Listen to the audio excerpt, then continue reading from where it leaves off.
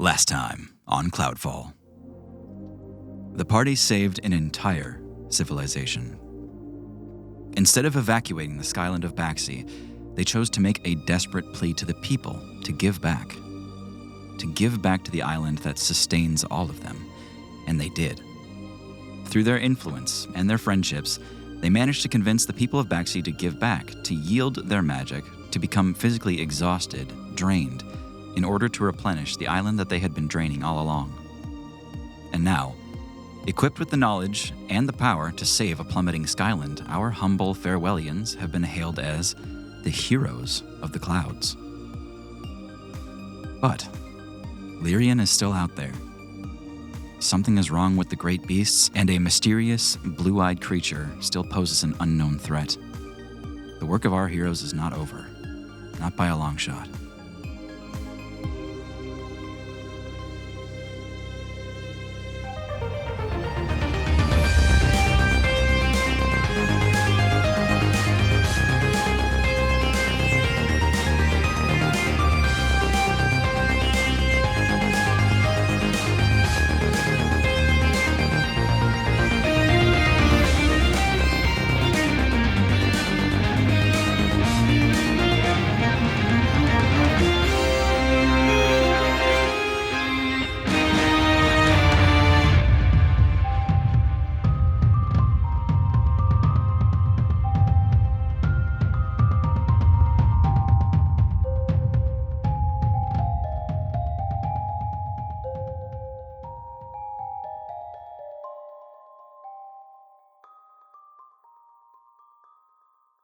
Doran, Aaron, Journey, Poppy, and Guy are standing on the docks outside the vehicle hangar of Baxi. The bright morning sun catches the whole Bay Area in a moment of humming optimism, with the citizens feeling safer than they have in months. Out here on the long wooden docks, as the wind whips through your hair, you're being guided by brass Captain Garth between ships of all size and quality. You can tell with recent changes made to mainland air travel, these skyships are the new way of life. It's kind of the only way to get around in the clouds now, and they're abundant. Captain Garth leads you to a humble, derelict-looking vessel with this big, bulbous front window and a patchwork of wooden panels covering up recent damage to the hull. You can see multiple layers of paint that seem to flake away with every gust of the wind. He kind of looks at all of you and looks down at the derelict ship. Is this it? This is the one? What? No, this is my cruiser. I just forgot my coffee. He opens the door, reaches inside, grabs a coffee mug, and continues walking with all of you. It's real nice, Yeah, Captain Garth. A Real fine nice. ship. Yeah. We were just relieved because we knew it was yours and Yeah. didn't want to take your ship. Right. Roll a And- persuasion.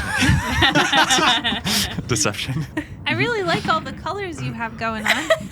I was hoping I'd do worse, but I got a 26. Wow. Yeah. That's the worst when you When you want to wanna roll fail. bad. Yeah. You don't. He just kind of nods and goes, "Yeah, thanks. Yeah. Yeah, maybe we could trade yours for mine. We'll see what you think."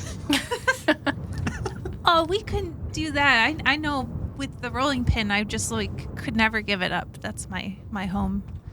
Oh, yeah. You'll have plenty of room for that. Trust me. Oh, You continue walking down the docks until it becomes clear that he means to lead you to the end of the docks. But that can't possibly be true, because the only ship left at the end of the docks is an opulent, gorgeous 3-story pleasure craft, reminiscent of a nautical wooden ship, except for its sleek composure, dark wood and silver accents, and its signature, a massive set of wooden horns curled like a ram, arcing from the front of the ship. Well, this is what they wanted to offer you. Heroes of the clouds and all. We appreciate it. That's gigantic. Well, it's actually a mid-level cruiser, but should be plenty of room for the 5 of you. Pardon me, how much bismite would it take to run this thing? We're prepared to cover that as well. At least a full tank. Get you where you want to go.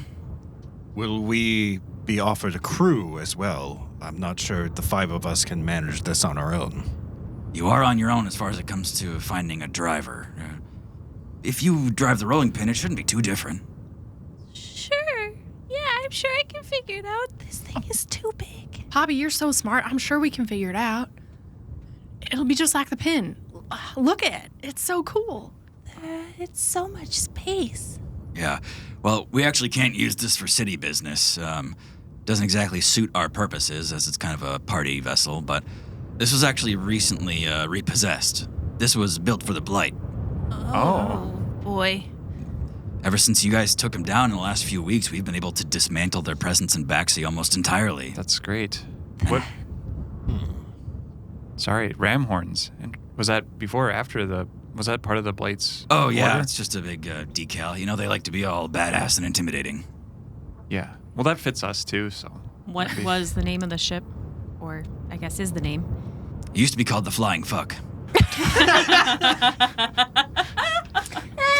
He points to like the shadow of some letters on the side of the ship where they had peeled off the like stickers and stuff, and he's like, "You guys are welcome to rename it how you see fit." It has like the decal peeled off of a kid peeing with his pants my pulled God. down. Oh, yeah, yeah. Like The Calvin? Yeah, peeing on the good people of Baxi. Yeah. Okay, so there might be one small issue, not a huge deal, but they're not gone.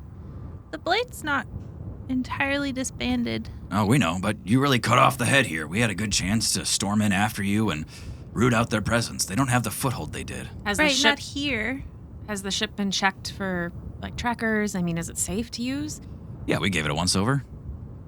Can I roll That would be insight. Yep, insight? yep. Yeah. I just don't know if I trust him that he did a good job. Yeah. 18. He actually looks a little unprepared when you ask that. He was like, "Oh, you know," in his face, he looks like, "Yeah, we probably should have done a better job." Mm-hmm. Okay. Perhaps we can do our own once or twice over, even. Yeah, we'll want to do that for sure. Maybe not a bad idea. So you'll give us one full tank to get to wherever we're going, Yeah. and then we have to fuel the ship ourselves. Right, but a full tank, that would get you to Farewell and back maybe a couple times. Great. I see no need for such a superfluous trip to go back and forth. Oh, we'd love to see you again. You've done great work here. We'll certainly visit. Are there blueprints of the ship, just so we can kind of understand what's all been put in here? The Blight, they're not so good with documentation. You might have to do some exploring on your own. Well, that sounds fun. Okay. May we board? Please. Great. He hands you the keys. We never got to that. Yeah. Thank you. Yeah. I reach up really hard to grab them.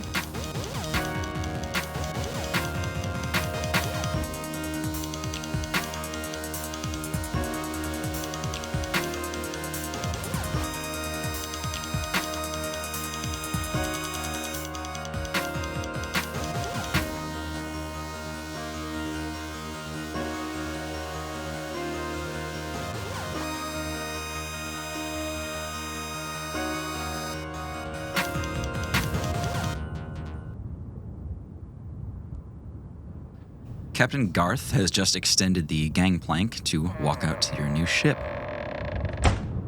This plank extends into a very large opening, like a garage door almost, that goes into what looks like a cargo bay on the bottom level of the ship, the sort of belly of the ship at the bottom.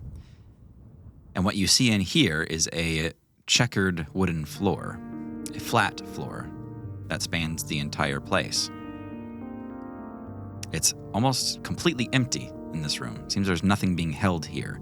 Doesn't look like a utility room where you would store, goods and supplies and stuff. It's just an empty, flat floor. There's stairs going up to the main level, not far from here, a door that blocks it all off. But this could make a serviceable cargo room if you guys needed to carry large things or perhaps another vehicle. And it has a big opening to the outside? The kind of garage door that you guys just walked in Perfect, through. okay. Perfect. How many rolling pins could we fit in that? I think you could comfortably fit like 3 rolling pins kind of stacked next to each other down there. Wow. Hangar bay. Yeah. We could expand. Start a chain Franchise. bakery? A Yeah, fleet. franchise. Yeah. Just Fleet drop of- them off on Skylines as we fly by. Yeah, yeah. Mikey can man them, I guess. Give me perception checks. Can I cast Find Traps Sure. instead? Yes. I cast Find Traps. Okay. I got a 24 perception. An 8 for me. I got a 2. 10. Tara, can you read me the text of Find Traps? Yes. You sense the presence of any trap within range that is within line of sight. A trap, for the purpose of this spell, includes anything that would inflict a sudden or unexpected effect you consider harmful or undesirable, which was specifically intended as such by its creator. Thus, the spell would sense an area affected by the alarm spell, a glyph of warding, or a mechanical pit trap, but it would not reveal a natural weakness in the floor, an unstable ceiling, or a hidden sinkhole. Okay. Aaron, looking around this room, you see a couple switches on the wall, a couple levers to be pulled. Journey, you know that among those levers is a trap. You can sense, Journey, that there is something you can do in this room that essentially incapacitates everyone in this cargo bay. I think we should take our time and really explore this place. I think there's some booby traps left behind by the blight. There's something with the switches. Maybe, I don't know, but this room might be a little dangerous. Yeah, I saw the levers over here. Maybe we don't do anything with these for the moment. Let's You want not. me to take a look at the levers? Maybe it's magical? I would say let's not mess with any of them, but if we can try to investigate maybe what they're connected to or try and find out what they do. Could I Arcana check? Garth with us still? No, he's actually just back outside by the docks, just kind of waiting for your inspection and turnover sort of thing. Okay. A dirty 20. Very nice. Yeah, you can tell that these 3 levers on the wall are each linked to 3 different spells. Okay, yes. They are magic. One of them is Minor Illusion. One of them is Dancing Lights. And one of them is Sleep. Pretty sure they just tortured people in here. Cool. Does not fuck. You said it was Minor Illusion and Dancing Lights? Yep, and this one is sleep. Don't touch it. It kind of sounds like you can almost have a dance party or something in here. Oh, You all look down Right. at the hatched wooden floor, flat surface. You can tell, indeed, this is a dance hall. Wow. that would make more sense. Why would they have sleep in there? Just to. Party's over. Yeah, sometimes you need people to just clean up, you know? Yeah, I suppose. That's pretty cool. We could use this. Sure. Can someone label them? Oh, yeah, here, hold on. I'll pull out I don't know, some sort of Shop tags or something? shop tags. Yeah. Yeah. I have a label maker. Yeah, of course you do. Yeah. Poppy's sitting there for 45 minutes. There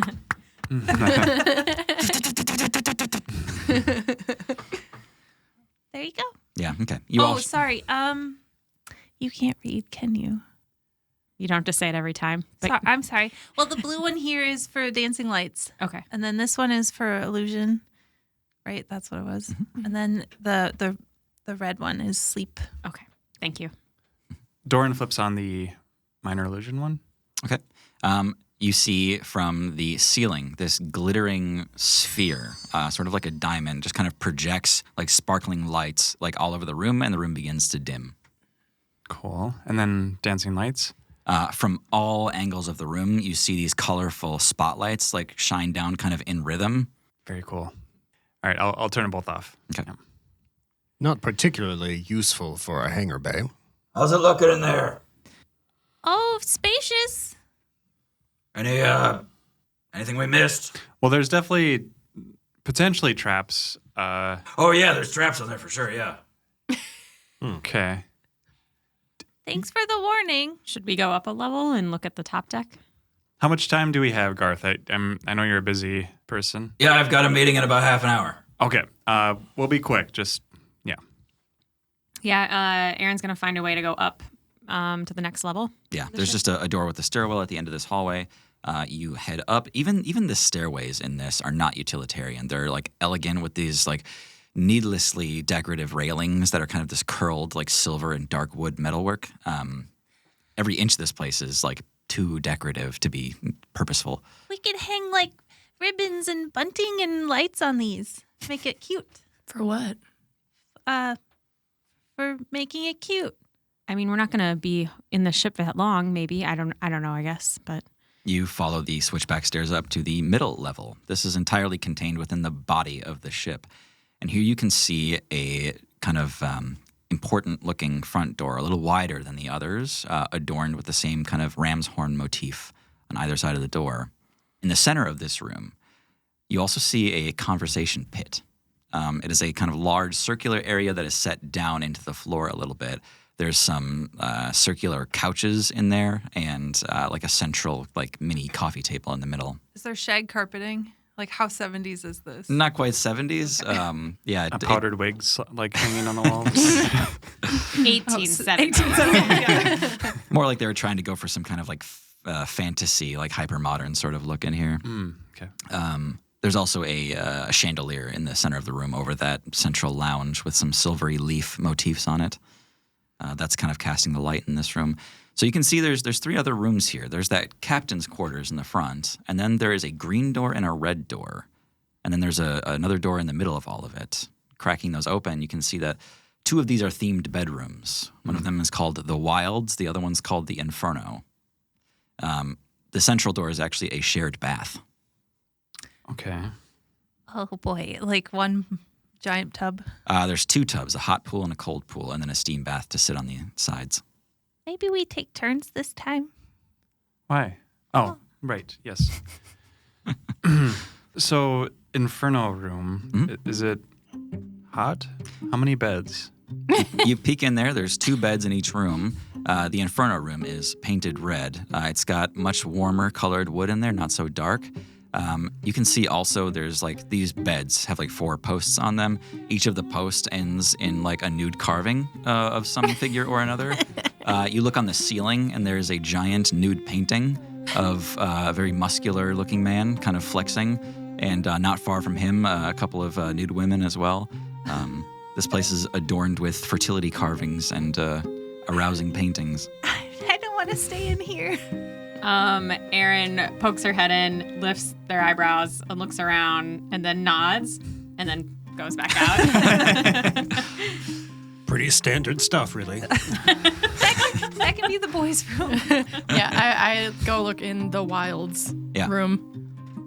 And Journey, your heart kind of flutters as you open this. You can tell that there are magically sustained vines that cover the walls in here. Cool. The bed in here is a single bed, an extremely large one. It's almost a double king in terms of width.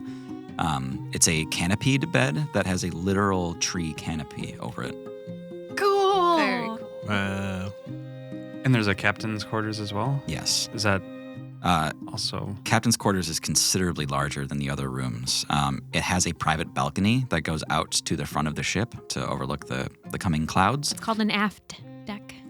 Last thing in here is a private clawfoot tub in the captain's quarters. Okay. Oh, that looks nice. How many beds in the captain's quarters? Just the one. Okay. So there's not enough room for everyone. We can't really downsize the dance hall. Feel like we're going to need that. Want to make sure we have it available. Garth? Yeah. Did you said the Blight had this made. Do you know who was buying it originally? So actually, this came in from Farewell. Okay. Yeah. Very custom. Just curious who is going to be using this ship. Well, I think it was going to be Ballerin. Some of his lesser flunkies flew in from Farewell not long after you guys, and yeah. The horn motif does somewhat remind me of Ballerin, does it not? If it came from Farewell and we're going to be traveling around, we might want to make some adjustments to it so that it's not recognizable. Yeah. Can I roll a either history? I want to kind of perceive what the ram horns might represent to the Blight. Yeah. And then maybe I could, Aaron, do you know, Like the fawn.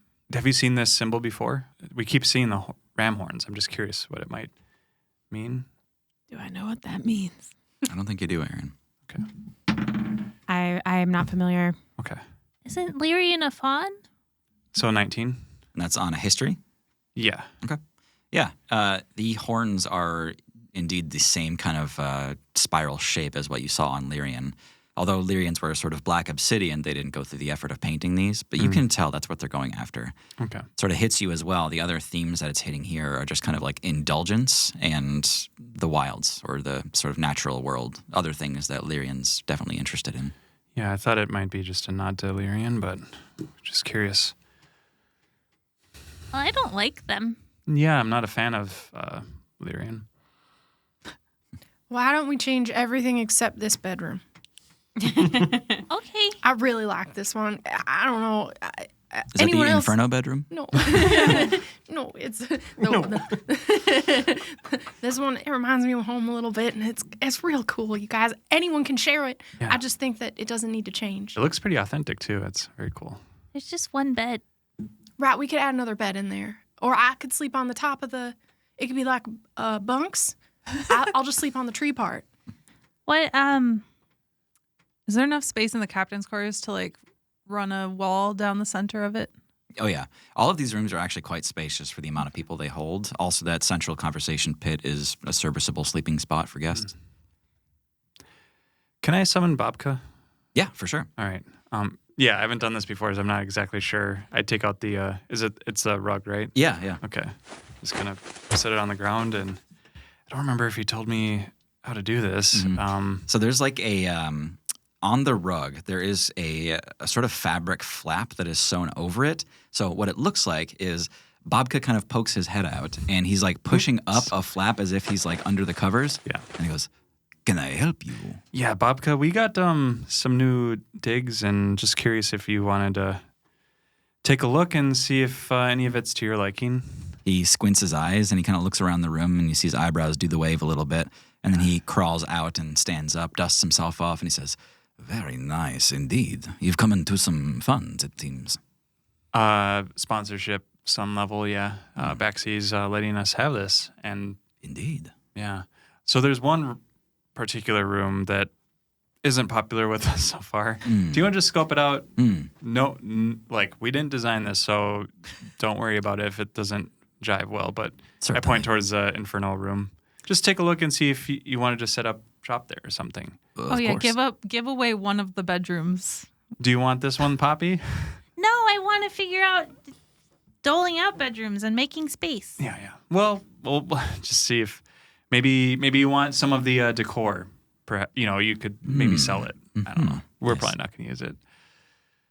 He is kind of like, he's got the door cracked and he's just looking at you and nodding. You kind of keep couching it, and he's like, "Yeah, okay." And he opens the door, he steps inside, takes a look at it. You see him look at the ceiling and the floor and the bed. It's a lot, isn't it? You see him look back at the rug and he goes, "Benjamin, would you please come here?" You see Benjamin Butterhug climb out of the carpet as well. They both walk into the room and close the door. They come out about 30 seconds later. He says, "We'll take it." Like, take the room or take the stuff? The decor. Perhaps we can exchange, make a trade. Yeah. I'd say have at it with the decor, and then let us know when it's all gone. Very good. What kind of theme are you thinking for this room? Something very different. I guess The clouds. Clouds? It should be themed for the skies where we're traveling. Yeah. I like that, Aaron. Quaint, boring, but appropriate. Is there Aaron frowns at Babka. Is there any way maybe we could do something like where you can kind of, maybe it's an illusion, but it looks like you can see outside or something? A porthole, perhaps. Yeah. How are you with building walls? Abysmal. Why? Oh, okay. That's fine. I am no construction expert. Okay. Are there people on Baxi that we could hire to make some changes to the ship, and on the outside and on the inside, maybe structurally? I'd like to, Journey. I think we got to get going and pretty soon. Maybe we could get a couple things changed and leave tomorrow, or...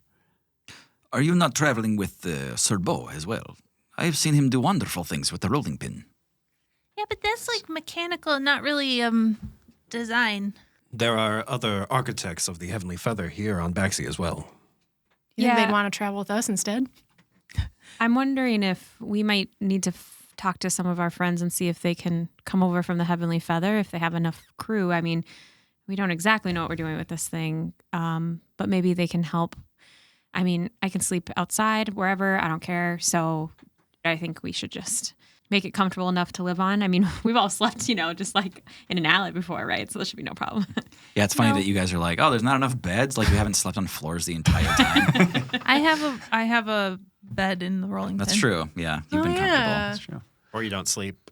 Yeah. Well, as the navigator and the driver and the captain of the ship, Whoa. This is the title you want, Poppy? No one made you Well, captain. you don't know how to drive, so Neither do you. Poppy does have the most driving experience. yeah. It's I true. own a mobile bakery. Benjamin Butterhug pops out of the carpet with a gigantic portrait of Babka, and he says, perhaps something like this. Would this be appropriate for the former Inferno room?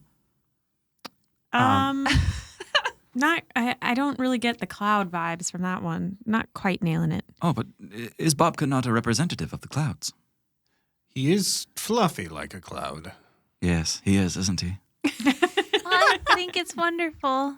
I think that should go in the captain's quarters. How about nobody we know in a picture? Indeed. Or we commission all of our portraits. And No. one room has all pictures of us. No.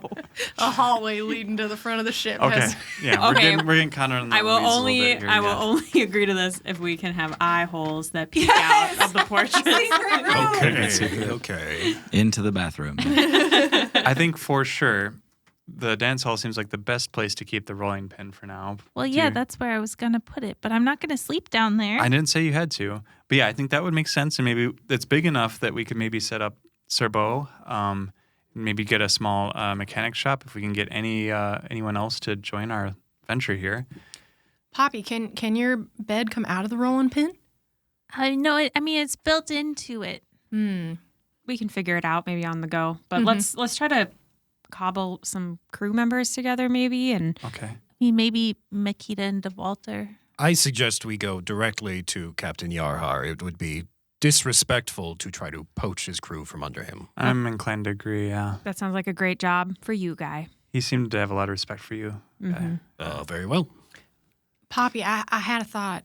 Yeah. I was wondering if maybe with your recent experience with the Bismuth and some of the stuff that we learned on Baxi, maybe you and I can work together to find a way to not deplete the Bismuth so fast.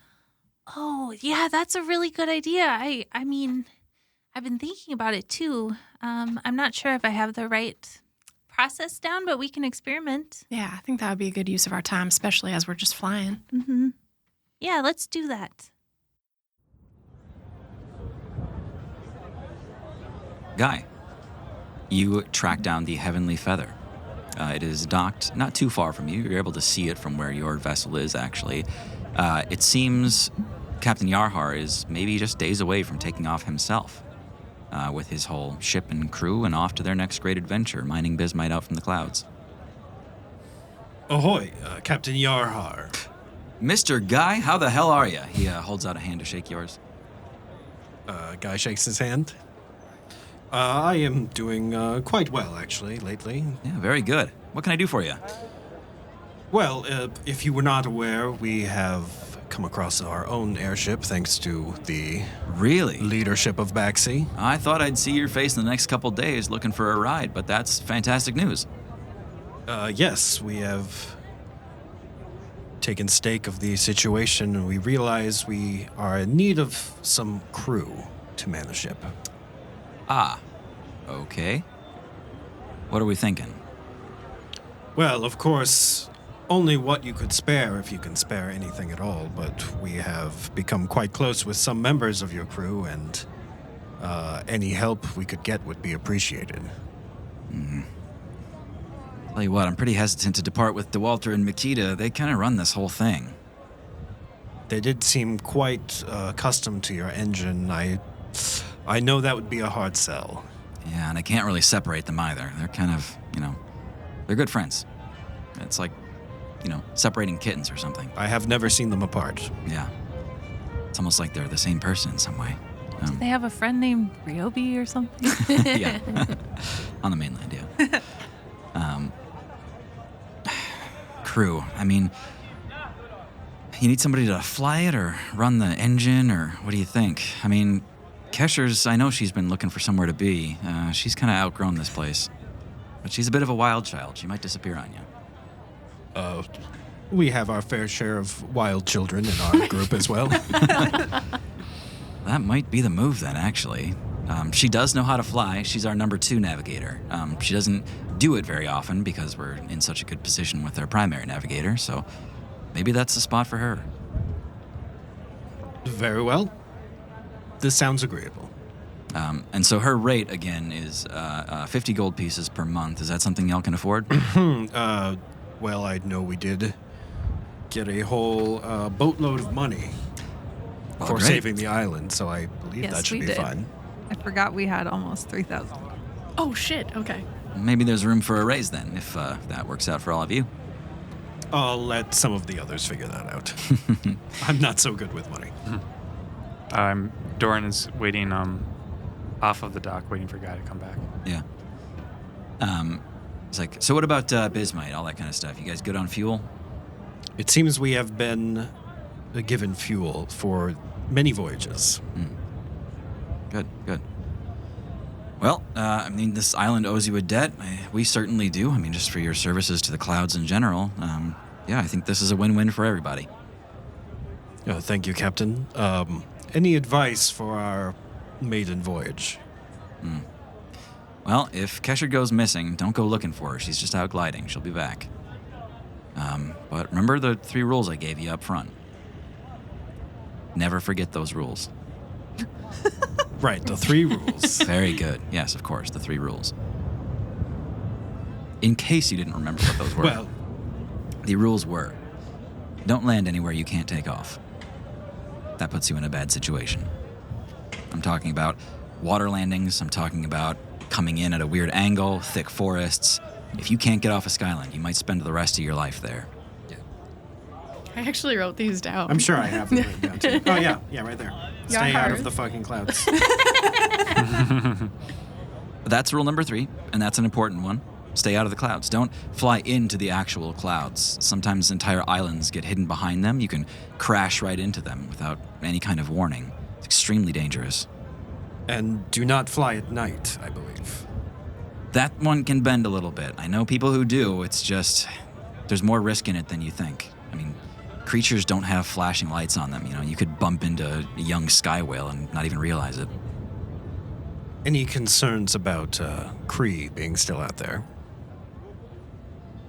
Yes. What should we do if we encounter such a creature? Looks you in the eyes and he says, get weapons.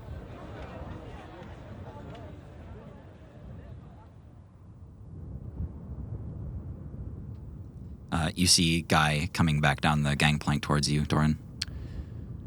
How'd it go? We got 1 crew member. Awesome. Which one?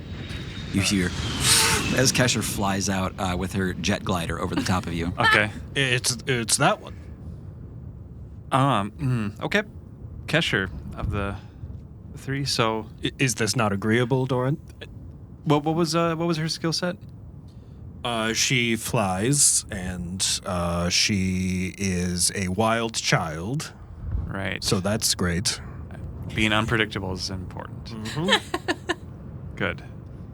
The 2 of you are walking and talking, and along the docks, you also see Mikey and April kind of toting luggage with them. And April says, "You weren't going to leave us, were you?"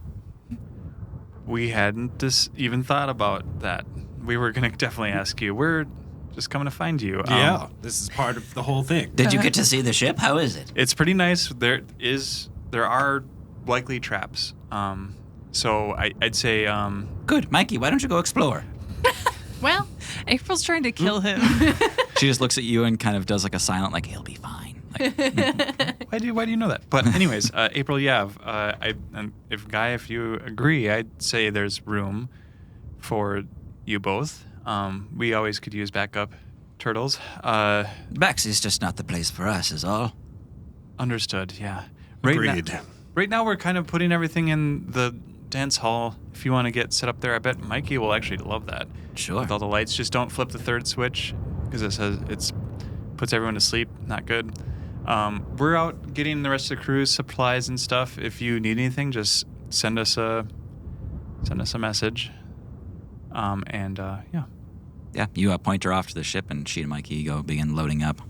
Okay. Doran, where might we find that Serbo fellow? I believe they've been still hanging out. Where did we see them last?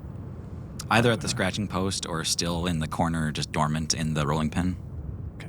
I believe they've still been spending time near the scratching post. We can go check it out there. I think, if anything, we should stay in contact with DeWalt and Makita.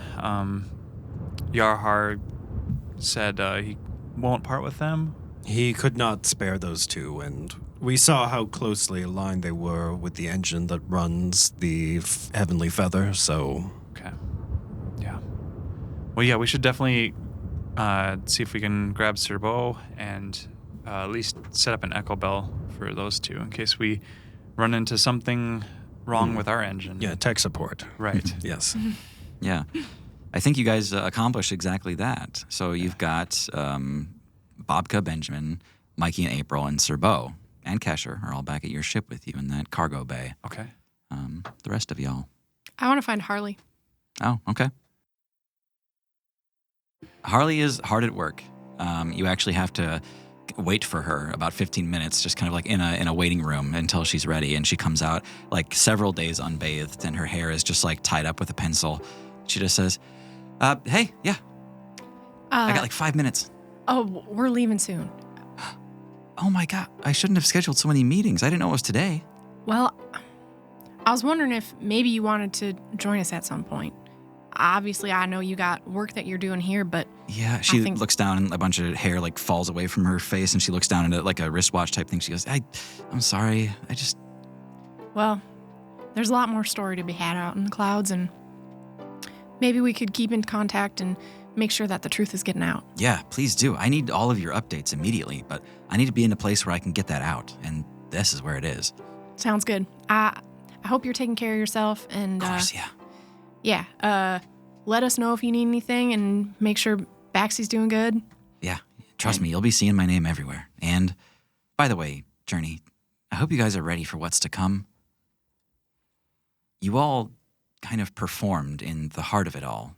I mean, this is where information starts. This is where it disseminates from. If you guys were looking to become notorious, you are in the exact right place to do it. There's already crystals on other islands. Huh. You're known everywhere. Well, be honest, Harley, I can't rightly say I was expecting that. I guess we'll find out what that means. Probably good things. I mean, you're heroes. Like, you should be receiving a hero's welcome pretty much everywhere you go. Couldn't get much better than that. Journey looks perturbed. Well, thanks for all the help that you gave us, and we'll keep in touch so that... Speaking of which, here, I want you to have something. These are more and more rare these days. People think they're kind of archaic, but I think they're charming. She takes out a small wooden case, and she opens it up and shows you a quill. She says, it's called a whisper quill. It's you write down messages and send them to other people. It's not quite as rapid as a video on a crystal or something, but gets the job done over a great distance. Oh, thanks, Harley. I'll be sure to use it. It might be nice to, I don't know, have a pen pal, I guess? Yeah. Well, all you got to do is you can write down on any paper you want, and you write down the name, you write the message, and you cross it off. This one's not my best model, so the ink isn't very plentiful. It takes a while to come back. Okay. Well, thanks. We'll let you know if anything crazy happens out there in the clouds. Please do. Dear Bert. I would like to have pulled out all of my like extra sheets and stuff from storage and fashioned like a curtain wall halfway across the captain's quarters. Okay, yeah. And I'll drag the like lower unused mattress from the bunk beds and like kind of set up a room in the captain's quarters. For you? For me, yeah. Okay, yeah, little poppy space. Yeah. Yeah. Is it in the bath? Is that where your bed is? No, there's a shared bath, Yeah, isn't like there? in the clawfoot tub in the captain's quarters? Oh, that's right. No. Okay. that can be shared space too. I don't know. I'll just make it cute, and I will take the balcony for my side. Okay. Aaron is going to spend this time trying to just explore the ship inside and out as much as possible before we take off. Yeah. So yeah, I just want to investigate. I'm kind of when a room looks like more plain, I might walk around and touch some of the wall panels, like testing floorboard, kind of just looking for secret spaces or extra traps, and exploring around the ship more. Okay. Me too. Okay. I want to find traps wherever I can. Okay. Yeah. All right. Journey, are you going to use find traps again, or I would like to. Yeah. On the spell slot? I don't want to go up so many spell slots, but if we're going to do a rest soon. Yep. There's no risk of combat. Okay. I'll to just be keep fair. using it. Yeah, I can do it like 3 or 4, 3 times. And then Aaron, give me your own investigation. These will be for slightly different things. Investigation. Ooh. 19. Hell yeah. Okay. Journey. First exploring for traps. You move through some of the rooms that you hadn't seen yet. On the top deck, it's kind of like a nautical ship where there's sort of like a hut on one end of the ship and a hut on the other. One of those is the navigator room, which is attached to the engine room where the bismite is fed in. In that navigator room, you see the controls for flying this thing and the way that they actually navigate from island to island, which is a very interesting system. But what you also find after some examination is that that console to fly the ship is trapped. If you don't engage a certain switch, it will electrify and kill whoever tries to fly it. Oh my God. Can I detrap it? Yes. Yeah. All you have to do is engage a certain switch. You figure out what to do. Yeah. To turn that off. But you also know you've got that in your back pocket should that come in useful. Okay. And Aaron, searching around the ship, on every plain wall, you kind of press in to look for hidden panels or secret switches. And it kind of takes your breath away when on the top deck along the railing, you actually find a loose board. And it kind of sways when you push it down, and you realize that it's on a swivel. You push down hard to get that board to swivel, and what flips up is a giant crossbow harpoon. Cool. Aaron's like, oh my God. Mirroring that on the other side of the ship is the same thing. You have 2 boarding harpoons on this ship. Nice. Sick. Aaron like swivels them around. I'm imagining like they can kind of move. Definitely. Like you can, Yep, exactly. Yep. Okay. Yeah. And then pretends to like shoot something. And it's like, pew. In that moment, you see Kesher fly up right in front of you on the ship and just kind of like spiral and arc into the sky 30 feet up. Hey, watch out. And then you see her kind of circle the ship and then come back down on the main deck. She goes, hey. Hey, I could have almost shot you on accident. You scared me. She like wipes glistening sweat off her forehead and she goes, wow, this place is really cool. What are you doing here? Oh, I'm joining the crew, I guess. You're what? Yeah, we're going to be friends. Oh my God. Yeah. Have you eaten yet? Aaron turns around and stomps off to go find Guy. She takes it in stride. She goes, okay, wow, what's this? And kind of plays with the big crossbow thing. Oh, God. Is there a kitchen on the ship? Yeah. Let's install that. Yeah. A galley? Yeah, let's install the galley in that main galley, level by the that's what's lounge. Okay. Yep. Where is it? Sorry. Main level by that lounge. Yep. Just add indoors. By the When you living said room. the checkered floor, that's what I thought it was. Oh, a kitchen? Yeah. In the bottom? That's so far away. But Yeah. no, that's fine. Yeah. So Guy and I grabbed Serbo. Yep. Kind of. Could we have given an echo bell to Makita Sure. Yeah, I so think that we we're did. able to connect with them? Yep. Yeah. So as Guy and Doran are approaching the ship again, Yeah. Doran pauses, looks at it.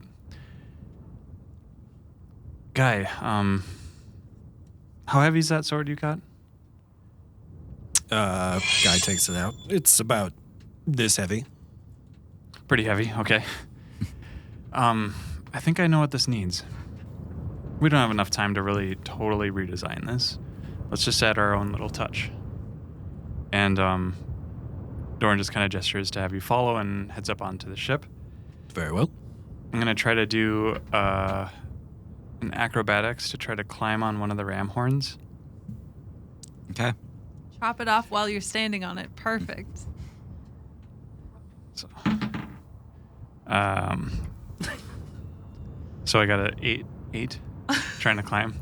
Jordan hasn't climbed shit in his life.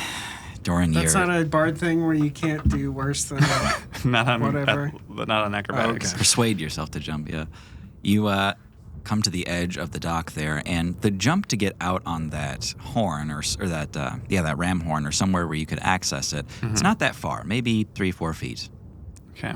Guy is standing ready to catch Doran if he falls. But when you've got a gap like that, that's not that intimidating, and you look down to see nothing but clouds, maybe a mile down, it kind of makes you sweat. So when you jump over onto that horn, sure, you land on it, but then when you go to brace yourself with your sweaty palms, you slip and you fall towards the point of that horn as if it's going to impale you. All right, lock, stop, dagger. Just like reflexively press it, kind of still in its sheath. Yeah, Doran is practically like planking in midair by the time he does this, and so when he presses it, he's like pretty much like even with the horn, like suspended over midair, just holding onto a dagger. Doran, you almost died. Was that intentional? No, it was not. Guy, can you come help me up? Maybe attach a rope or something. I got a little. Very well. I'm coming. I guess can I reach it easier because I'm very big? You're very big, but even you'd have to jump onto that horn to get over to help him. Are the rest of us anywhere near this? You're probably in the ship or on the top deck, but nowhere that you'd see this. Okay. Well, looks like I'll need a little help. Come to me, Steed. You just hear from behind you. Yes, what did you need? Oh, hello, Steed. Hello. My friend Doran here is about to plummet to his death, and I would like to help him. All right, then. Well, I've been in this situation plenty of times myself, and all you can do is just let go. Tell him to just let go. Just let go, Doran. It's time. Tell him it's time. It's time. Tell that to your stupid donkey. I don't I die. will not. Well, I could still use help, and my hands are very sweaty. He says it's not his time to go. I don't know what else to say. Yeah, Steed looks up at you with his big dark eyes, and then he just winks one of them, and he says, "Tell him to let go." Oh, I'm serious, Doran. Just let go. Do I sense anything? You see that you can look up you- to see that Steed is like conspiring with Guy in some kind of jokey way, but he's serious. I still don't want to let go. Can you give me a little bit more than that? Do I feel lighter or anything? Or? No. Steed sees your hesitation and says to Guy, I can't grab him from where he is, but if he lets go, I'll meet him. Steed will meet you when you fall, but your position is too precarious right now. It is very precarious. Just trust me, your friend, Guy. Fine. It takes me like a second before I let go. Shaky hands. Dagger's still stuck in midair. Oh, is it? Yeah. You're just going to let go? Yeah. Leave the dagger there? Yeah. Okay. You drop out, and you feel the wind begin to rush around you, and it's cold, a lot colder than you expected on a bright sunny day like this. Give me an athletics check. 19. Okay. You hear the kind of crack of air as Steed comes roaring towards you with that same kind of pulse as he beats back his dragon wings. And like a bullet, he just sneaks up underneath you and glides right back to the dock and sets you down. There, see, that wasn't so bad. Yeah. Now, what was it you were trying to do exactly? I want to send a message. There are easier ways to do such a thing. Yeah, Look, Guy, I was wondering if we could just chop off one of these horns. Just, not the whole thing, just right down the middle. Oh, I see, yes. Maybe I'll get off a Steed. If you could grab my dagger, too, that'd be great. When you're done, would you do the honors? Very well. Steed, we're going to... I heard him. Okay. You see Guy sit upon Steed, and the ratio of this is pretty hilarious. Steed is, a regular donkey for the most part, maybe a little bit bigger. Giant dragon wings kind of helps to offset the weirdness of it, but, it looks like Guy is about to crush this thing under his shaky legs. But nonetheless, he takes off as gracefully as ever and is beating his wings to keep position as best he can, making passes on these horns. Guy, give me an attack. I will give you Bardic Inspiration as well. Great. Okay, so 27. And that's without Damage? Bardic Inspiration. Oh, yep. 27 to hit hits. Not difficult to hit this thing. But the damage counts. Being that this is a solid vessel, it's small little hits don't do anything to it. Yeah, I'm gonna add a smite to it, I guess. 20 damage. There you go. Yeah, 20 is plenty to surpass its natural defenses. With a hit like that, you actually cleave that horn right off this thing. So there's a bit of a stub left there, but that's it. Yeah. Fortunately, it was I also purely need to dagger. grab the dagger. Yes. Well, yeah. Okay, I'll grab the dagger. Yep. What happens when I grab the dagger? Press the button. It's by the hilt. Sorry. Yeah. Yeah. You Other see, side. As Steed is flying by, you see Guy reach up and grab the dagger and get kind of pulled away by it, and he's like struggling with it, not knowing whether to stay on the donkey or to hold onto the dagger, and he clicks it, and thankfully he's able to get back to you. All right. Whew. Thanks, Guy. Yeah. Your dagger. Thank you. That was a good swing. Yes, I hope this sends the message you intended. I hope Lyrian sees us. Maybe not today, but soon. Anytime you need me to chop something off, I'll be there. Says the man who decapitated a million people. He's the right person for the job. Hey guys! So I was thinking we could call this ship either the air fryer or the flying pan. Air fryer. Does it have to be food themed? It doesn't seem very. But who do you think I am? Yeah, but we're not all chefs or Who's bakers. the captain here? Oh, I'm saying Poppy is the captain here. I did help get us into the top 10, which got us the ship. And I also am the breadwinner. Well, Journey is the top number one person. Oh, I'd be just happy calling it ship, so I think any name is... We can't call it ship. How about Well, hold on. Ship's pretty good. Let's make sure. what about figure we out, ship this? Let's figure out the name of the ship after. We cannot take off before christening the ship. Right, okay. and I don't want it to say flying fuck. I think I'm Garth sorry. is late for his meeting. I should probably tell him we'll figure this out. Bob is walking by with another painting, and he goes, "Don't worry, we are to christen the ship." Oh. Wow. Was that like 30 seconds they were in that room? Oh, no. Okay. Guy, how does it work? How does one become a captain of a ship? How do we decide who's a captain? Well, I suppose typically one is appointed this position by one of higher authority. Okay. What if we're co-captains? You and me? Yeah. I like it. Who gets to use the bath first? I don't care. Okay.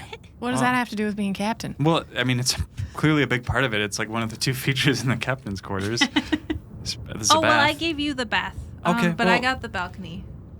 Can I go on the balcony still? You have to ask my permission. Okay. Because it's on my side of the room. All right. I think we can work with this. Maybe we should gather everyone up and decide on the name. And like any plan for what we're doing next, basically. We're going to And Small when? Cat. Well, yeah, but we gotta figure out when, where, who, what, Yeah. everything. Yeah. So I think this all comes to a head over dinner. Bobka and Benjamin are helping prepare. April is making a special tea brew for everyone. Poppy is busy trying to keep Mikey away from helping. You can tell that Mikey still has a deep interest in learning to cook as you're all preparing dinner together, and he's sort of watching and trying to learn, but it seems every intuition he has is completely wrong about what should happen. I think we need to work on your knife skills first. Well, yeah. It's not very good. I mean, he like shows you a chopped carrot, and it's just like 3 chunks. Oh, boy. You said to cut it up. Could you cut it smaller? Yeah. He he's got kind of clumsy like turtle hands, and so he's like trying to wield the knife in a finesse sort of way, and it's really difficult for him. Okay, hold on. I switch it out with a cleaver. This Yeah. one you just like chunk.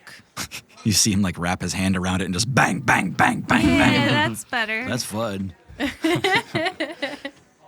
It'd probably just faster if he raises a hand over the carrot, and you see him kind of flick his hands out, and the carrot just separates into a bunch of little slices.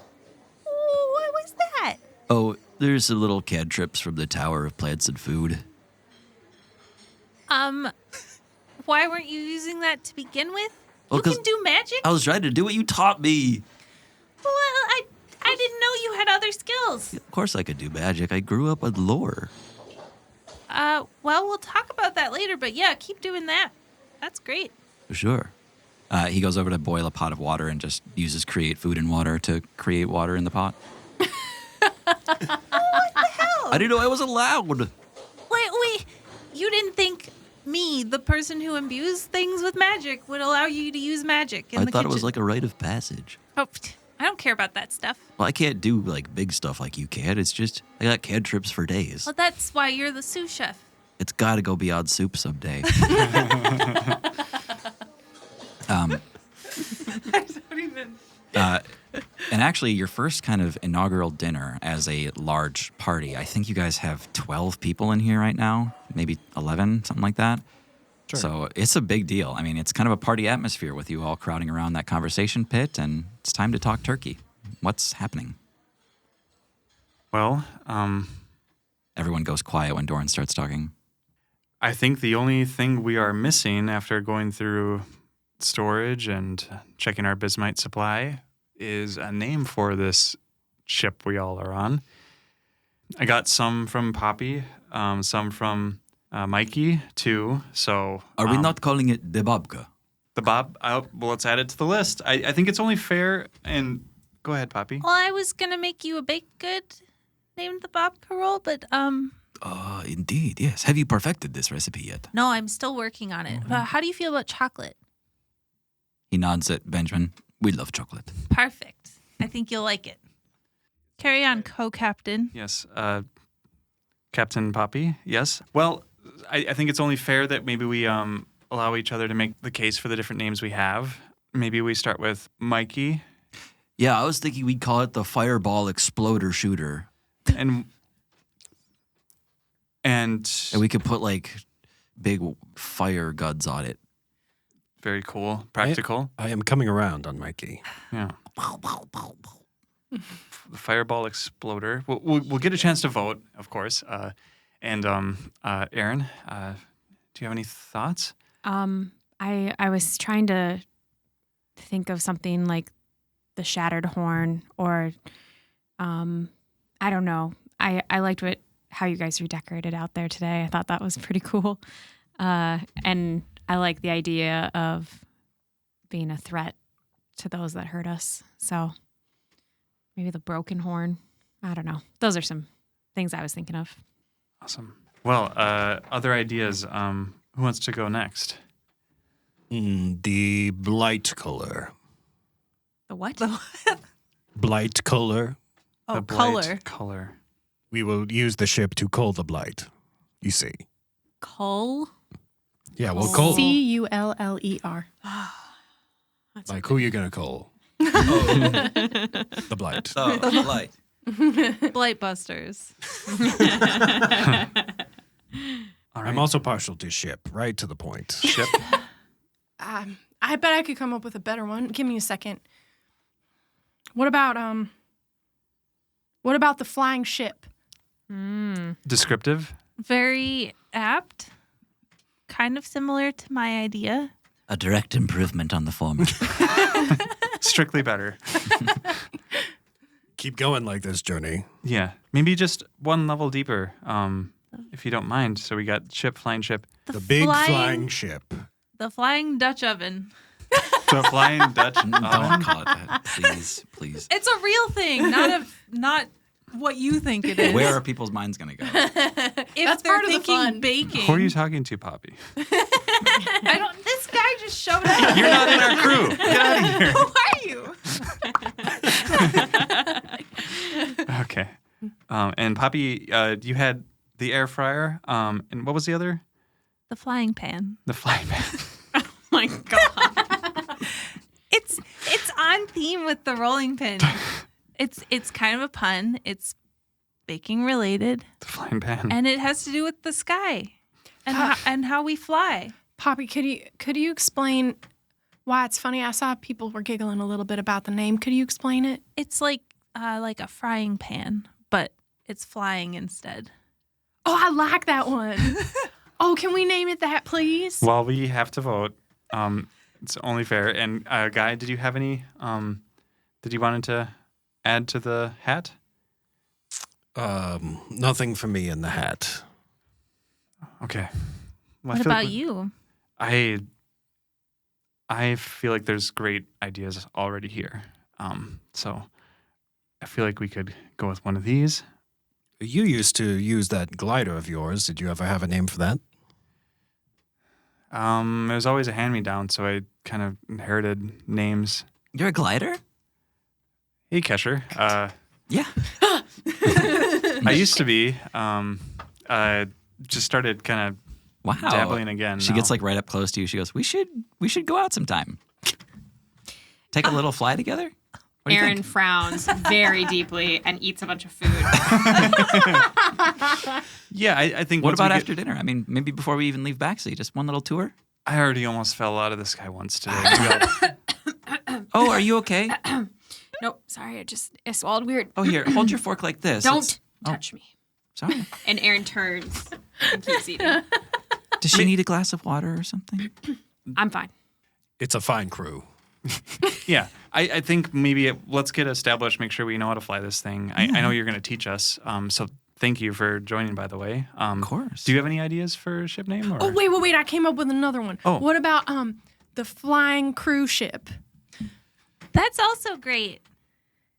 I think if we use the word flying, we don't have to repaint all of it, right? Efficiency. That's true.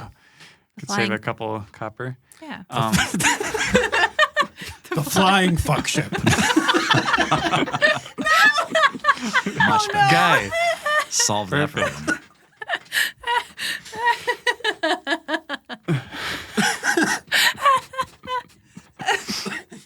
What are we? Flying fuckman. Like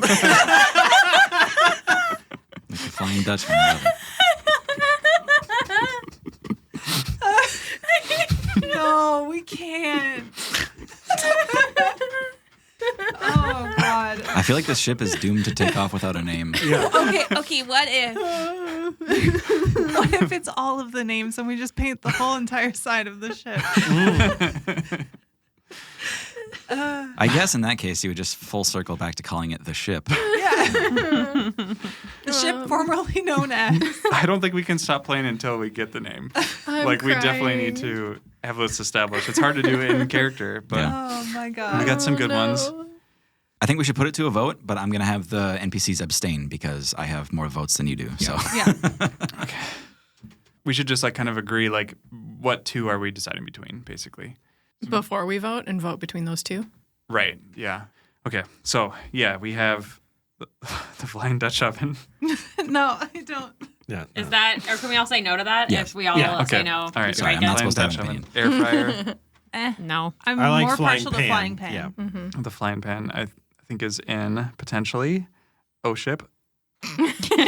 I like that one. Oh, ship.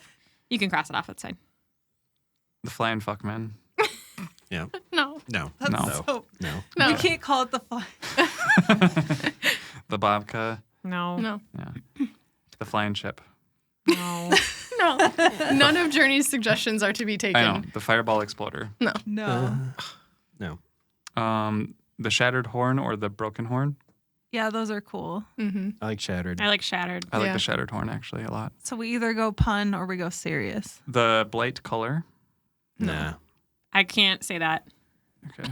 The flying cruise. No. Okay. So it's really between the flying pan and the shattered horn. There's a bunch of ripped paper around the desk now. An hour has went by. Okay. Mikey, no more ideas. I'm sorry. We have to stop now. So Mikey Mobile is off the table. I think, we'll never leave.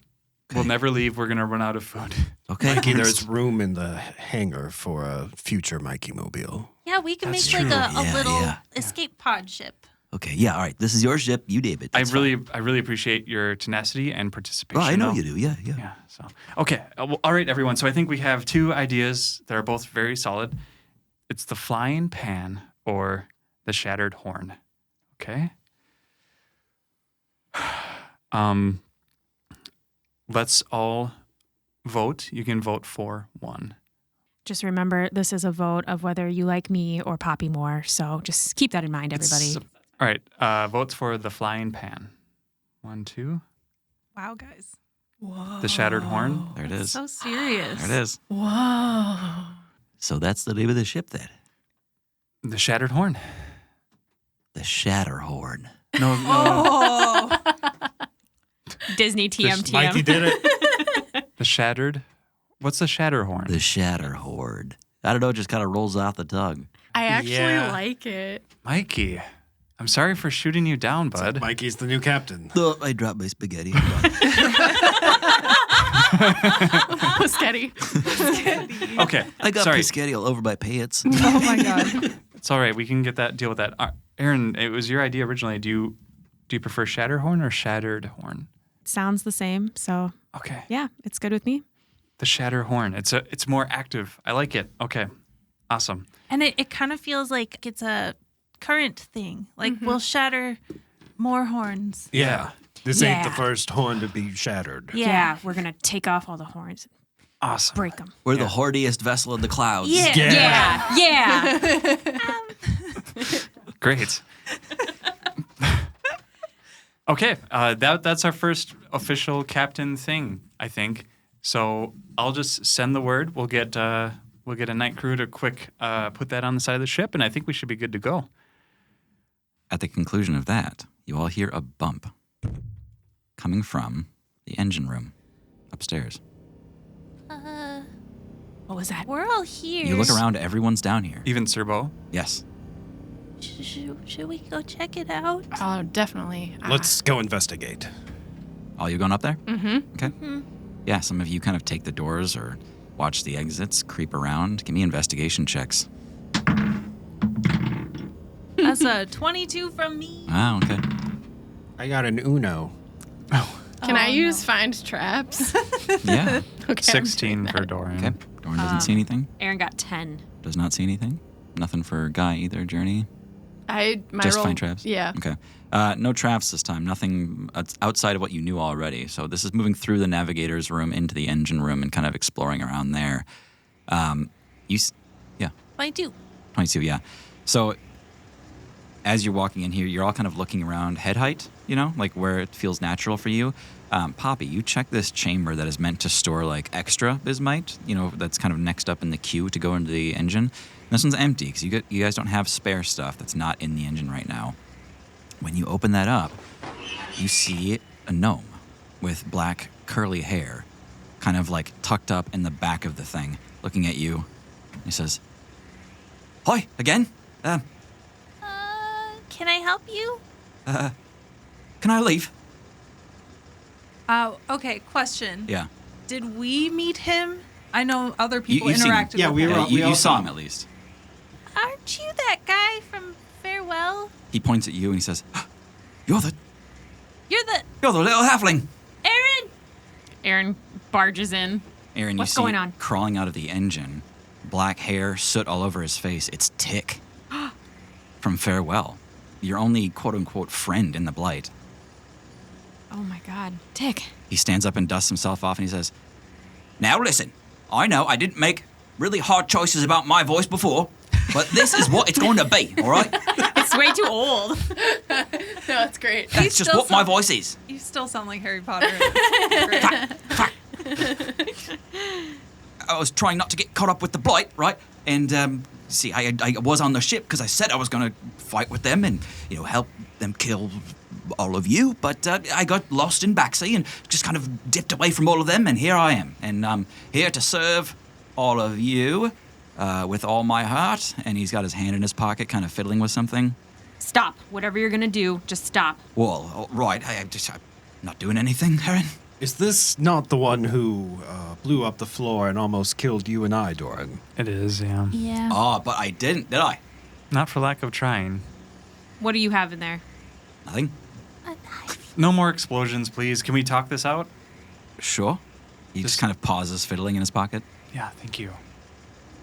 Are you contractually obligated to the Blight or the Blight's ship? I was contractually obligated to Diver for years, but I've come to understand he's gone. Dead. Yeah. Yeah, we did that. You can thank Aaron specifically. Brilliant.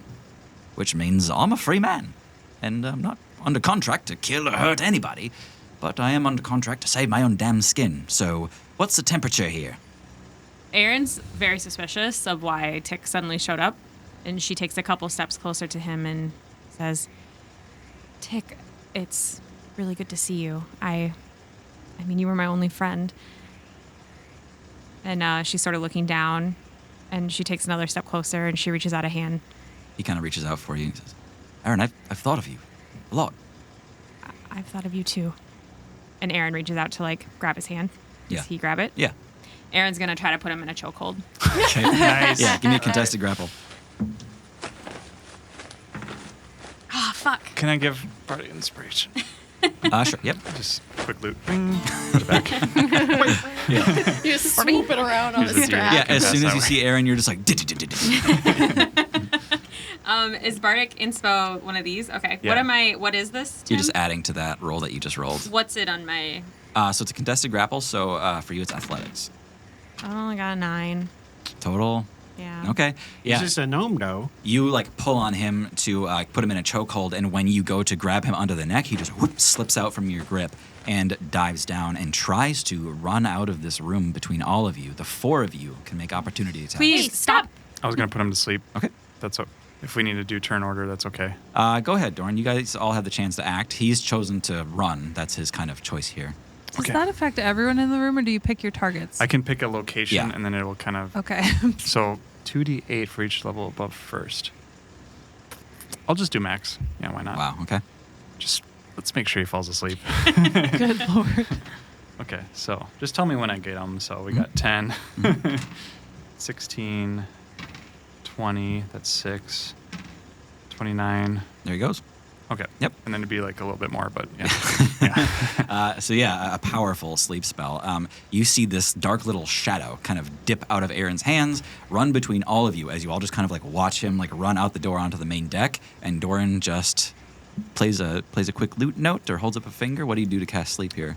I just hum a lullaby sort of thing, and then he just face plants onto the ground. Yeah, you hear the first couple notes of a lullaby, and all of a sudden, you see Tick hit the ground head first and actually bounces a couple inches. And you just hear him. Good thinking, Doran. Oh my god. Listen, guys, Tick is a friend, truly, but we can't assume he's not being controlled by somebody. So let's just play it safe and tie him up or lock him up for now. And Someone search him for weapons or explosives. yes, Oh, good idea. Just don't kick him. He'll wake up. Go ahead. Sorry, I Poppy. wasn't planning on it. Okay. Does he have any knowledge of how to drive a ship? Probably. I mean, he was one of the smartest tinkerers in the Blight. That's what they used him for. So, machines, figuring stuff out, blowing stuff up was his favorite thing to do, but he's just good at that kind of stuff. Maybe, Journey, you and I can talk to him at some point. If he was your friend, maybe this is his chance to be free of the Blat, just like you are. Yeah. No, it's possible. Aaron starts to pat him down and pulls everything out of all his pockets. Yeah, you collect from Tick 140 gold pieces, 4 potions of healing, 2 potions of greater healing. Wow. Oh shit. Who's taking all of these? I'm Hands doing right. it. Okay. Yeah. And then you find 4 incendiary bombs that each deal 2d8 fire damage. Good, more fire stuff. 4 of those. Yep, 2d8. yep. And then 2 smoke bombs that create a heavy, occluded area. Maybe let someone else have those. You know that Tick keeps a lot of health potions on him because he tends to blow himself up every now and then and needs emergency healing from time to time. Got it. And no trackers or anything else that I can find. No, none of those crystals or any of those clay idols or anything like that. Okay. Yeah. Is he wearing any sort of jewelry? No. You can see he has got some work done to cover up the blight mark tattoo that he had before. Literally, it's just like a stick and poke kind of blackened out area. I think he's clean now. And Erin steps back with her arms full of potions and bombs. How is he carrying all that? Which one was he reaching for when... It was definitely one of those smoke bomb pockets. Okay. Yeah. Well, Aaron, if you think we can trust him, It sounds like he's got some skills we could use. Yeah, I think we need to question him a little bit more and maybe try to suss out the truth from where he's been. Well, and if he doesn't want to be here, I don't think we should force him. So maybe when he wakes up, we give him a choice. Mm-hmm. Yeah, that's fine. It seems weird as soon as we're on a ship that's from the Blight, all of a sudden he shows up. That's all I'm saying. Tread carefully. Yeah. I honestly expected more Blight to show up. So, Yeah, they do that. They just come wherever we are. Never let up. To resolve this tick thing, is there like a hold or a place where we can tie him up? Yeah, great question. I think in the closet? in the cargo bay, there's definitely just a couple of like spare closet kind of things, just for extra shit. But it's got shackles in it for some reason. Must have came out of the infernal room. what's this big leather thing hanging off the ceiling? It's like a wooden cross. Aaron, do you want to assess him? And do you want anyone around for that? Let's just secure him for now, and I can question him when he wakes up from the spell. Okay. So we get him locked up securely. Yeah, so he's in the first closet in the cargo bay, not far from the rolling pin, or the dance floor, I should say. Great. You all spend the night on the Shatterhorn, still docked, but floating out here in the clouds. You get a sense of what it'll be like to stay on this ship, and it is supremely comfortable. There's plenty of space, even for the 12, 13 people aboard the ship now. You'll still bump into people as you make your way to the bathroom and whatnot, but plenty of room. I don't know. I'm full of energy. Poppy is just like laying, staring at the ceiling, and she goes, Hey, Doran. over the curtain wall. Is it morning? No, I just was thinking. This is pretty cool, right? It is. Thanks for sharing this with me. Yeah. The curtain's a nice touch. I just like the idea of no privacy whatsoever. Doran's in the bathtub. Are you taking a bath right now? I am, yeah. It works great. Just some sloshing water. Well, sorry to wake you up. Good night. Oh, I probably shouldn't be sleeping in the bathtub anyways.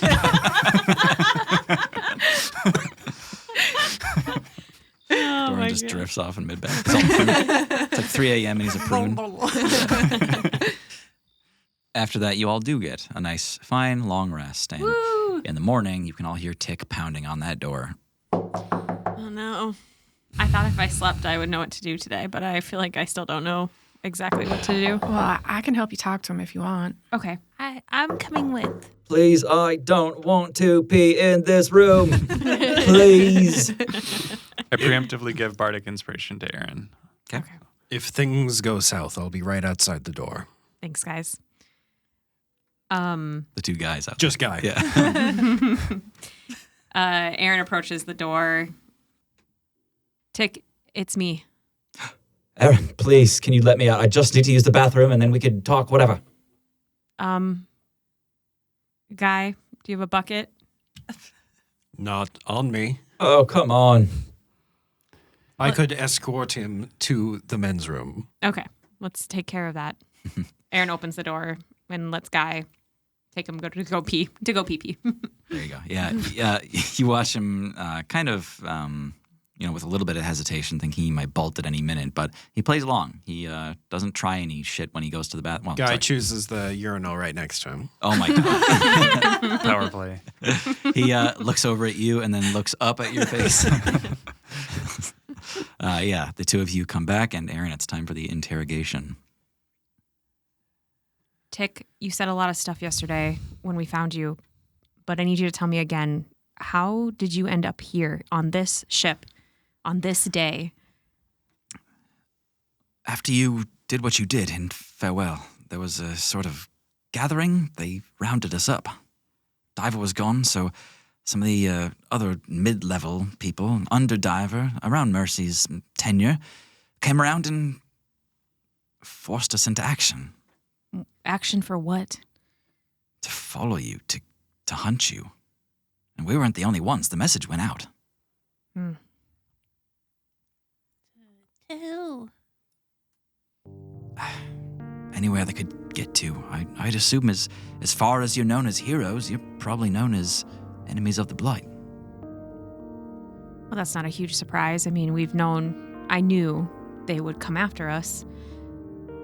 Yeah. And so you went? I didn't know what else to do. It's cowardly, maybe, but yeah, I went with them on this ship to get here. It was supposed to be a gift for Lyrian. They built it in Farewell just after the laws had changed, and I didn't... Mercy was eager to track you down. The moment we got here, she rendezvoused with Lyrian and got her orders and tracked you down, and I think you all came out on top of that. When I got the news, I knew the ship was all to myself. So I waited for them to stock it with bismite, and I was going to take off last night, and things just happened. You can drive this. Oh, sure. I can drive anything. Can you drive it like they drive it? What? The thing, I'll like pantomime how they did the ring. Like Diver? Yeah. No. I don't know what that was. None of us did. Could you help us figure it out? If we had some, maybe a little extra understanding? I'm a mechanical mind. That's not me. What he was doing, it was spiritual. Faye. Mercy's dead. Good. So is Diver. I don't know if you've heard. He's just kind of like nodding his head, and you see him get a little glassy-eyed, and he goes, I never thought it would happen. Me either. Did you get to do the honors? Aaron smiles and says, I wouldn't have believed he died unless I did it myself. Aaron's going to roll an insight check now to see if Tick is telling the truth for this whole story. Yeah. And I'm using my bardic inspiration from Doran.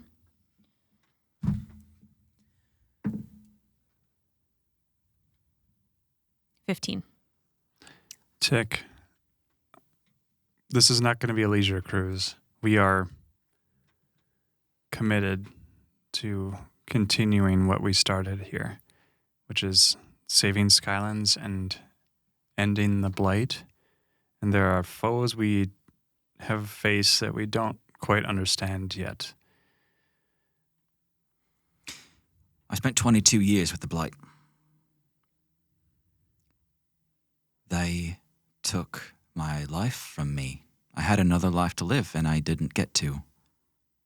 If you need the body of a Blight member scattered from one end of an island to another, I'm your guy. Could I tell from my insight check anything? You can tell as he's talking to Doran, he's got this severity about him. He's got, a close shade to the same kind of fury for the Blight that you have, Aaron. He's out of the bad situation. He wants revenge. And I'm not getting any hint of, like, stuff he's not telling us? Or can I tell from a 16? What you can tell from a 16 is that he wants revenge on the Blight. He is not committed to you specifically or your team. Mm-hmm. He might split, it seems like. Okay. One thing you must understand, when we faced Diver first, when we met you, we were attempting to take him out, and you took it upon yourself. I tried to kill him. To throw a bomb. In that moment, I tried to kill him. And the consequences of that. I can't control everything that physically happens in the world. I'm sorry you were in the wrong place at the wrong time, but I didn't know you. I didn't know your value, your purposes. I understand. What I'm saying now is we will have a plan. And we can't have people going rogue. If you are to be with us, and Aaron must approve this first, but if you're going to join us on this, you have to be part of the plans that we put together. We can't have anyone throwing bombs unexpectedly. Doran, and Aaron puts a hand like on his arm and says, it has to be your choice though. Like, I wouldn't make you do anything you don't want to do, but we were given this ship, so you can choose to help us and stay with us, but you can also just leave, Listen, I'm looking for a new life, a new start. I'll go with you. I'll fly your ship. I'll provide you with what I can, my knowledge, mechanics. If you're going adventuring to seek out dragons and riches, I'm not here for that. I'm not sticking my neck out for your goals. But I can help. I think what he's implying here is he's not going to fight at your side on adventures, but he's happy to, take his ticket out of here and help you in exchange. All right. Sounds good. And Aaron gives Tick a hug. Sorry about that last night. It's all right. He goes like he's going to stab you in the gut or something. Aaron gives him a noogie on the head. Yeah. You guys pull away, and Kesher's not far outside. She's getting ready for a glide. She goes, "Hey, Mr. Fly Guy, what do you think? We gonna get one out in the sky before we head out, or?" I think we're ready to just head out now, if you're all right. She kind of frowns, and she gives you like a mock punch on the shoulder, and she's like, "All right, maybe next time." We still have to kind of assess the engine. Okay, well, yeah. That I can help you with. You just want to check, make sure nothing's going to explode when we start things up?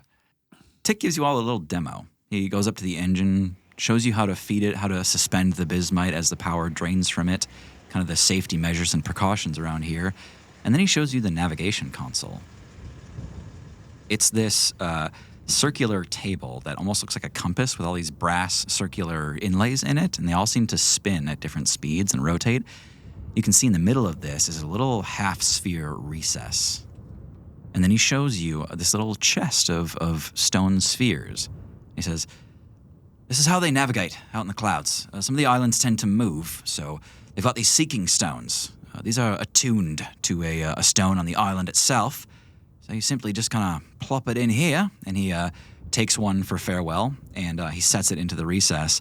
And then you see this giant brass compass begin to turn and point in a direction. "I'll get you back home. Just follow that." It's pretty easy. That's very interesting. Cool. And it has every Skyland? Well, not exactly. The ones that this ship has been to and has purchased some others. You can buy these at some hangars and docks, kind of directions to the next island, if you will. Do you see one for, what was it, Small Castle? Small Castle. He looks through the labels. Yeah, sure. Lots of people go to Small Castle. That is our destination. He picks it up and puts it in the middle. You see all of these brass rings begin to spin with different increments and different speeds, and then you see a few of them actually flip over and kind of oscillate and orbit over the center of it until this thing realigns, and it points the compass in the right direction. Cool. As for actually flying, I can show you over time, but perhaps to start, either me or Kesher should be captaining that part of it. Yeah, maybe that's a good idea, but I think I'd like to sit and observe. Of course, Shadow. Stick around too, and Kesher was originally hired for this, so let's give it a go. All right. It's not that different from driving the rolling pin. This has a steering wheel, essentially. Big steering wheel, more like a nautical ship, but functions more or less the same. And then there's just a throttle to increase speed, one to levitate up and down. Easy as that. Learning how to do that and the nuance takes some time, but Kesher is able to gracefully lead you out of these docks. It seems she's a pro at this. It's easy as that. So, yeah, just this lever, and turn it around, and there you go. You're off, right in the clouds. Whoosh! Whee!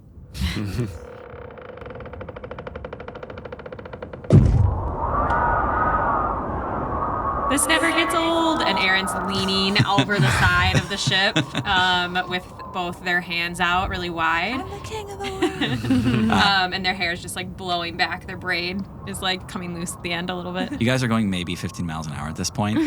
And, you're all kind of like enjoying the wind in your face. And then you kind of notice that there's these almost like floating airborne buoys around this bay area with little lights on them to let people know when they're getting close, that sort of thing.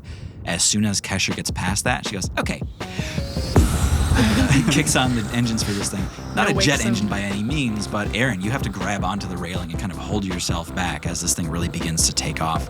You hear all of your gear lurch. You hear the rolling pin smash up against something downstairs, and you hear, "Oh, fuck, what was that?" Mikey's just spinning on his back. And once again, you are all airborne. Back out in the clouds, free to determine your own fate. And that's how the next few days goes. life is easy. You guys are well supplied. Poppy's got fun dinners. The people of Baxi were eager to supply you with every munition, every bit of food that you wanted for the trail. You guys have never been so well off. You hear that? That's the other shoe stomping away. Coming our way. Yeah. Lifting up. Yeah. I thought we agreed no shoes. I want to know how Babka and Benjamin redesigned the Inferno room. Yeah. When you open the door, you see that they're just finishing painting together. Their fur is splotched with blue paint everywhere. They had kind of redone the walls, and they had hung up some like fluffy clouds on the ceiling.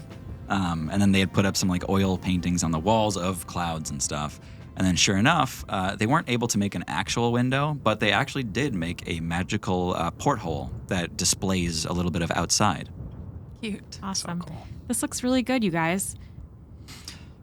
Indeed, I sort of want the room for myself now after we did so much work in it, but a deal's a deal. It's yours. Mine. Isn't that what you wanted it for?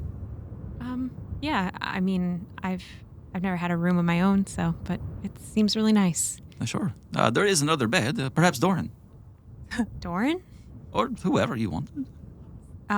Yeah, maybe. I don't know. They can figure it out. Hey, does anybody have the other bed yet? Oh, no. This is so cool. It's like sleeping out in the clouds. Yeah, only original cast members can sleep in here. Oh, I understand. I'm an NPC. Okay. NPCs don't get beds. Yeah. Yeah. I mean, you do see the place where a lot of other people had set up. Of course, Mikey and April mostly sleep in the rolling pin itself. A lot of other people are either on the lounge couch or they do have hammocks in that cargo bay. Mm-hmm. I was imagining us like making some little rooms or rows of hammocks down there that's like comfortable living quarters. Yeah. Crew quarters. Yeah. Yep. Journey and Poppy wanted to experiment with Bismite and the engine and how to use it without destroying the Bismite. From Journey's perspective, what she's trying to do is create like a micro version of what happened on Baxi when we healed it. I would like to look at it more from like a weave perspective, just like trying to garner what's happening when all of this happens. I feel like we're trying to bridge the magic, scientific, and the spiritual of it. Mm-hmm. Yeah. Looking in the rolling pin, you notice that it's lost some color over time. It started out that brilliant sort of dark violet, and now it's faded to a more green gold. When you connect with it, you feel that same kind of wanting or that asking that comes off of the crystal, and you respond to that with liberation, with a sort of sensation of free giving. And you lose spell slots over it. You feel your magic drain away, but in exchange, you see the color return to some of that Bismite. Not to its complete former glory, but you can tell that you can get some efficiency out of this Bismite if the people who have magic donate it on a regular basis. Is there any way that I'm like... So that's where it gets stuck, is step 2. When you saw Parsimon do this, when you saw Diver do it, they were creating these liquid Bismite rings as a propulsion system, this kind of sympathetic gravitational field of some sort. You even saw Lyrian do this, where he pulled molten bismite to himself to create armor in an instant. And that's the part that you can't figure out. How do they control bismite like that? I assume it has to be some sort of like partnership or relationship, like the bismite wants to help. Yeah, that's kind of what it feels like when I connect with it like that. There's a give and a take, and there's a feeling of communication. And maybe you're right. Maybe it's something in that same direction. Like becoming more attuned to it. Maybe. Because this is like getting closer, but at the expense of our own magic. I'm not sure if that's what they were accomplishing. Mm-hmm. Do we get the feeling like we're truly stuck here, or is this something that over time we'll be able to learn more and figure out? It's a big hurdle. The problem is you don't really know where to start. You can't talk to the only people who have done this before, and all you have are those fleeting memories. I mean, the both of you spend a somewhat pathetic amount of time just holding your hand out towards the bismite and grunting and squeezing your face and, trying to telekinesis it into working. but you're really stuck here for a few days. Maybe it's just something we don't know how to do on this plane. Yeah, maybe if we get a chance, we can find a way to the Feywilds, and I can maybe talk to someone I know there. Yeah. Maybe we can get some information that way. Guy, give me a perception check. 4. I wish it fell. Yeah. Okay. You smell something. It's coming from downstairs in the cargo bay. Wait, it was a smell check? Yeah. Oh, you have advantage. That's right. 13. There you go. Okay. You smell driftweed coming up from the cargo bay. April. Oh, not again. I'll make my way down to the cargo bay. You look, you see a little bit, a wisp of smoke coming out from the bottom of that door, the closet that Tick was interrogated in. You see a little bit of smoke drifting out of it. Let me guess. April, are you in there? Just a minute. I'm taking a bath shower. Sorry, I had to go to the bath. Opens the door, and she's like doing fanning away in front of her. She goes, "How can I help you?" I hope you did not drool on the Shatterhorn of Forget our... What was that? Forget it. Sorry, Guy. Did you need something? Just reliving some old memories, are you? Yeah, indeed. Yes, I am. Is there, did you want to, join me?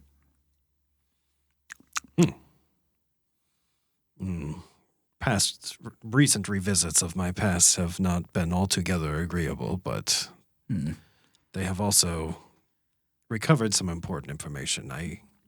Maybe just a little. Just a hit. She turns around and kind of trails a hand behind her, and she says, "Follow Mama April to the memories. Close the door." Guy looks behind him and then follows her. Can't ship these two, but yeah, she's rolling up a little standalone driftweed incense kind of thing, sets it in a plate, and then just kind of burns it. Again, it's not like a direct inhale sort of thing, but she is sort of hotboxing this little room with it. April, tell me, do you ever come across your own memories that you find disagreeable? I try not to judge my former self. I don't always hold on to the reasoning for every decision, so it's hard to know exactly what I felt then. I fear I can relate with that. Maybe it's best that you do explore these things and make peace with it. I do not know if peace is possible, but... She breathes deep, breathes out, and says, "Give peace a chance." Sure, old girl.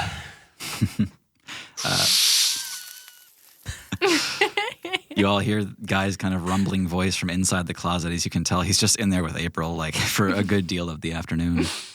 At that same time, Doran, you hear Rune's voice come through. You hear, "Doran? Doran, are you around? Are you near Serbo?" I must be. I look around. Yeah. Do I find Serbo? Yeah, he's in his giant spread-legged position with his head turned around to show the little electronic face of Rune. You can let me know when you're... Oh, never mind. It's fine. Okay. I walk over to it. Rune, hey. Hey. Can we just talk for a while? Yeah. Yeah, of course. How's things going out in the clouds? Well, we managed to secure ourselves an airship, and it's a lot bigger than anything I thought we'd ever be able to afford. All right. Yeah. Serbo's here, obviously, and yeah, I feel like we have a good crew so far. That's great. I mean, if you ever need a fixer-upper, you can come back to Farewell, and I'll get you tuned up. What did you want to talk about? Nothing. Just, it's just been quiet around here. The food's been good. I don't know, it's just kind of weird without Serbo. And, I miss her, Doran. And it sinks in a little bit. He talks about this from time to time. Rune lives alone. He is very young. He's barely 18. He lost his mother very recently. He and his mother ran a salvage yard together. With her gone and him somewhat agoraphobic, it's difficult for him to get along. Serbo was their sort of family helper. And so it's all he's got left. It's just hard not to think about her sometimes. What you're doing when you're still tinkering, how do you feel? That's the only time when my mind is clear, at least. It's just focused on the task, on the build. And then when the build is over, it's on to the next build. You know what I mean? I do. And I'm sorry I wasn't very considerate when I, threw a new project at you. No, trust me, it's what I need. At some point, Rune, I'm not going to tell you what to do, of course. You need to follow your own path. There's a lot of world out there. There's a lot of people like you out there. I want to be able to see you face to face someday. Maybe that's selfish of me to say. If you can find it in yourself to make baby steps towards that. Right now, where we're heading, we're doing this next mission for a friend. Should you need something specific from me, please let me know. We can get you somewhere, anywhere that you'd like to go. I don't have really much to say, but could you maybe just keep talking for a while? Yeah. So, I guess what I can say about this new crew, I haven't talked to everyone yet, but, well, it's a hodgepodge. Some ex-Blight members, and some with other pasts. One in particular that still has me perplexed. Did I ever talk to you about Guy? He used to be a general. Guy, you were a general. You can see it clearly. You've been kind of fixed on this vision. You're standing at the head of a long table. You see 6 knights on one side, 7 on the other. This is your circle. Your people. They all have heads right now. But you know, taking in the faces of all of them, that you killed all 13 of these people. Your best friends, the people that you trained into greatness, the people who trusted you with their lives, with the health of Lodom. You're just watching them eat, and you've been stuck in this phase.